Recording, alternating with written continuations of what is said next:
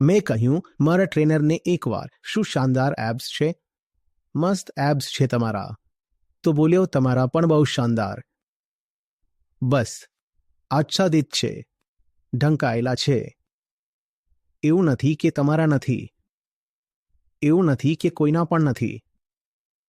બસ મારી પાસે ફક્ત એબ્સ છે, અને તમારી પાસે એબ્સ સિવાય પણ ઘણું બધું છે જેને તમારા એબ્સને ઢાંકી રાખ્યા છે.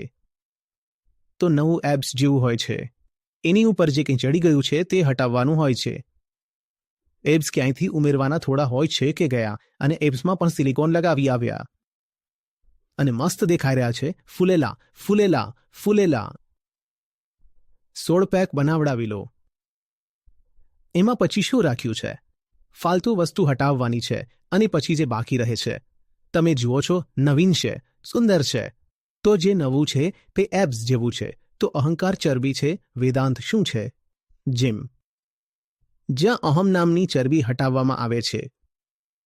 ગુરુ કંઈક સપ્લિમેન્ટ્સ કહી શકે છે, કસરતના પ્રકાર બતાવી શકે છે, પરંતુ કસરતનું દર્દ તો તમારે જ સહન કરવાનું છે, અને જે કસરતનું દર્દ સહન નથી કરી શકતું એનું ન તો કોઈ ટ્રેનર કંઈ કરી શકે છે અને ન ખાનપાન. તો જાતે જ ભોગવવું પડે છે. જે ભોગવવા માટે તૈયાર હોય એને તે નવી વસ્તુ મળી જાય છે. જ્યારે નવી વસ્તુ મળી જાય છે તો કહી દો કે કંઈક નવું થઈ ગયું. અને જ્યારે નવું થઈ જાય છે ને, ત્યારે ફક્ત વર્ષ જ નવું નથી થતું કે 1 વર્ષ નવું થઈ ગયું છે. પછી બધું નવું થઈ જાય છે.